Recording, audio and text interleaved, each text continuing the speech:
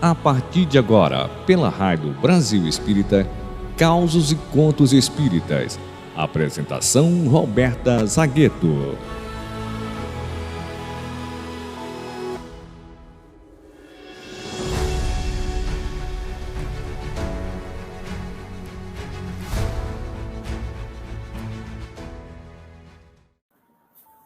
Ei, gente, muito boa noite. Sexta-feira, às 19h45, é dia de Causos e Contos Espíritas, aqui na Rádio Brasil Espírita, esse farol de luz a nos iluminar as consciências e consolar os corações. O causo de hoje está no livro Ideias e Ilustrações, de psicografia do Chico Xavier, e a autoria desse livro é de diversos espíritos, mas o causo de hoje é de Irmão X. E nos conta Humberto de Campos, no capítulo 6, título Da Enfermidade, Doentes e Doenças. E Humberto de Campos começa nos fazendo uma ressalva, que o respeito aos doentes é um dever inatacável. Mas que ele descreve aqui, nessa oportunidade, uma experiência que ele teve visitando um hospital, acompanhado de um assistente espiritual que também começava nos serviços de amparo e socorro, então que, como ele, em matéria de enfermagem, eram ambos muito inexperientes. Mas eles chegaram, então, para atender a 4 irmãos encarnados, sofredores, acamados, né? E eles, então, estavam ali iniciando as suas tarefas do magnetismo curativo. E ele nos reporta que nesse ambiente arejado, nesse quarto de hospital arejado em que eles estavam, esses 4 sofredores, eles chegaram perto da cama do primeiro e ouviram, então, apesar da grande falta de ar que esse irmão apresentava, eles ouviram a seguinte oração: Valei-me, Senhor, ai, Jesus, me socorre, ó divino Salvador, me cura, e eu já não desejarei nada no mundo que não seja te servir. O segundo, também sentindo fortes dores abdominais, se contorcia no leito e também implorava: ó Deus, ó meu Deus, tende misericórdia de mim, me concede a saúde e eu vou procurar fazer exclusivamente a sua vontade. Se aproximaram então do terceiro, que mal aguentando a cólica renal que o atacava, chegava a suar de tanta dor, mas dizia: piedade, Jesus, me salva. Eu tenho mulher e 4 filhos. Me salva e eu te prometo ser fiel até a morte. Por fim, chegaram ao quarto, sobrecarregado, com uma crise de artrite reumatoide, e ele dizia: Jesus, divino médico, me atende. E aí, então, o orientador que estava com eles ficou enternecido, se comoveu ao ouvir tamanhas súplicas carinhosas, sempre se referindo a Deus e ao Cristo, todos ali tomados de uma inflexão de muita confiança, de muito carinho, quando se referiam a Jesus e a Deus. E aí, sensibilizados, então, aquele grupo de espíritos amigos começaram a trabalhar, se puseram em ação. O chefe do grupo espiritual se esmerou, não é? Ele era exímio conhecedor de ondas e fluidos, e consertou vísceras, sanou disfunções aqui, renovou vísceras e sanou disfunções ali, renovou células mais além, e o resultado não demorou. A recuperação deles foi quase integral. Entraram, então, em prece, o grupo de trabalho espiritual, agradecendo ao Senhor a possibilidade de vincular tantas bênçãos. No dia seguinte, eles voltaram ao hospital pela manhã, mas se depararam com um quadro muito diferente. No dia imediato, o quadro já era diferente. Eles estavam se sentindo todos muito melhorados, e os doentes da manhã anterior nem se lembravam, então, do nome de Jesus. O enfermo de número 1 falava com raiva, exasperado, falava de um irmão que tinha combinado de visitar ele no dia anterior e não apareceu. E gritava: aquele malandro vai me pagar. Eu já estou forte o suficiente para desancá-lo. Não veio como prometeu, porque sabe que me deve dinheiro e com certeza ia ficar muito satisfeito se eu tivesse morrido. O segundo, então, esbravejava: por que vieram me perguntar se eu queria oração? Eu já estou cansado de rezar, eu quero alta hoje mesmo. E se a situação não acontecer do jeito que eu quero, vai ter barulho grosso. O terceiro, então, reclamava: quem falou em religião aqui? Eu não quero nada disso. Chama o médico, chama a enfermeira. Olha, moça, se a minha mulher telefonar, diga a ela que eu sarei e não estou. Já saí daqui.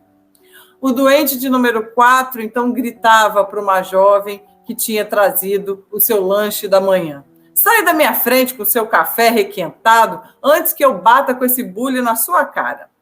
Todos, então, os amigos espirituais ficaram atônitos diante daquela mudança de comportamento nos 4 doentes. Então, em prece, pediram ajuda do seu superior espiritual, inclusive daquela instituição hospitalar, que veio de pronto a atender os 2 que estavam ali prestando socorro espiritual, para consolar e para orientar Humberto de Campos e seu companheiro.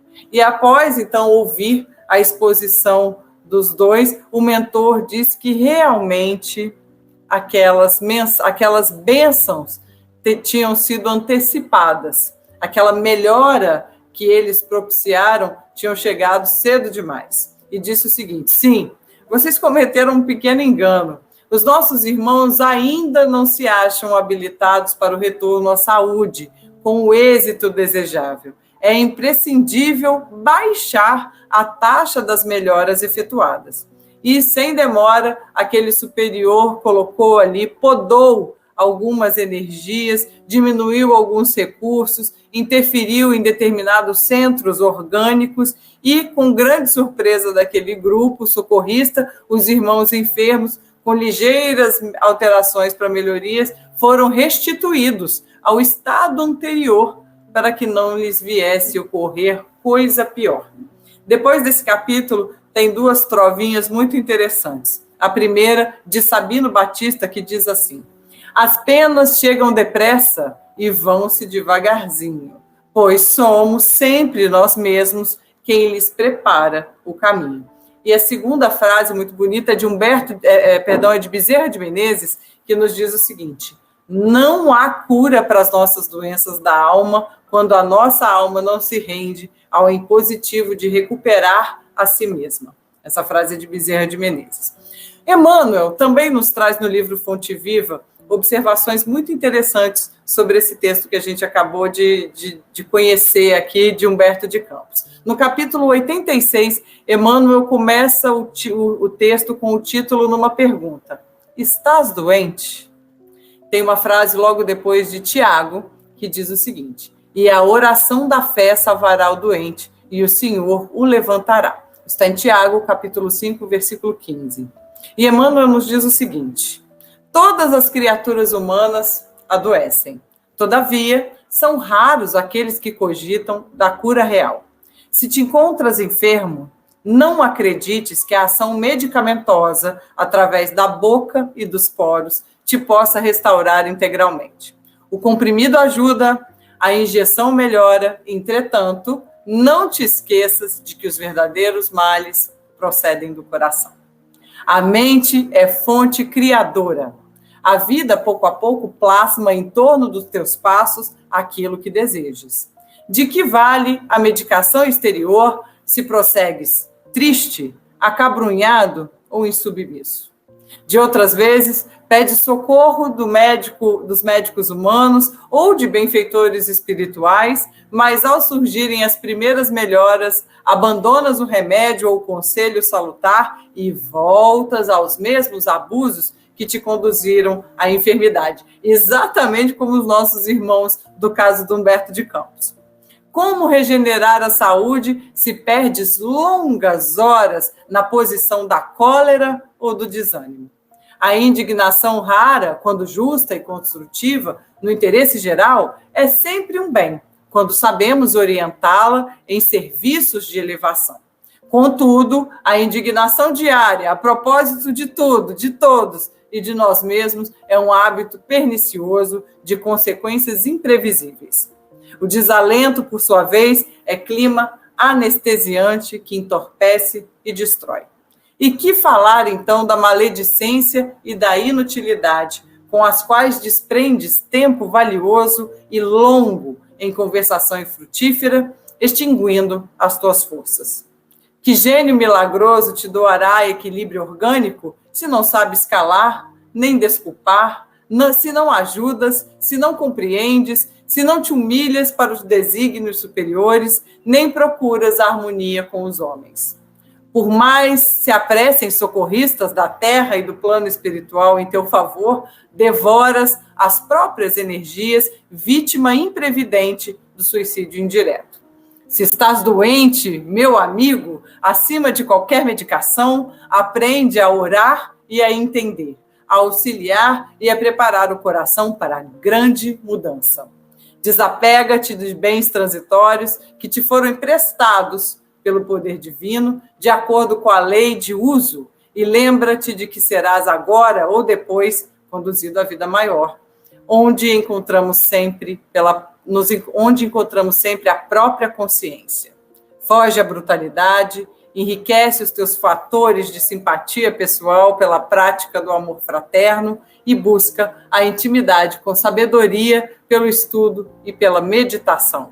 Não manches teu caminho. Serve sempre, trabalha na extensão do bem, guarda a lealdade ao ideal superior que te ilumina o coração e permanece convicto de que se cultivas a oração e a fé viva em todos os teus passos aqui e além, o Senhor te levantará.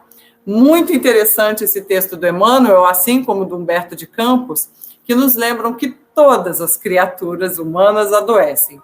Nas 5 primeiras palavras do capítulo do Emmanuel, ele já traz essa afirmativa muito importante.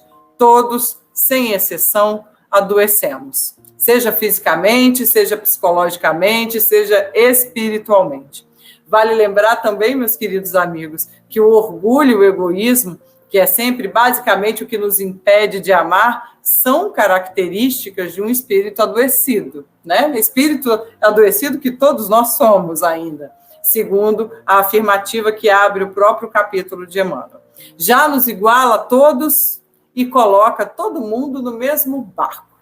Esse barco chamado planeta Terra, nosso lar temporário. E é sempre bom reforçar, porque às vezes parece que a gente esquece que a gente está no mesmo barco e basicamente nas mesmas condições. E aí vem o segundo alerta de Emmanuel. São poucos os que realmente investem na cura. E aí lascou, né? Todo mundo adoece e quase ninguém procura curar-se. E aí ele então discorre em diversas faces dessa nossa negativa à cura. Quando nós nos reconhecemos doentes, e veja bem, né? O primeiro passo é a gente se reconhecer doente. E às vezes a gente já tropeça aqui, a gente já não se enxerga como enfermo, né?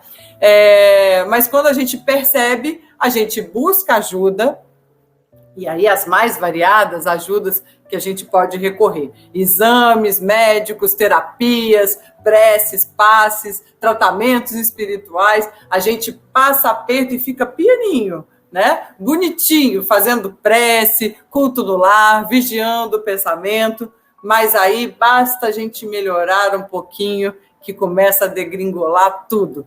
Porque a gente esquece da nossa responsabilidade maior, a grande mudança.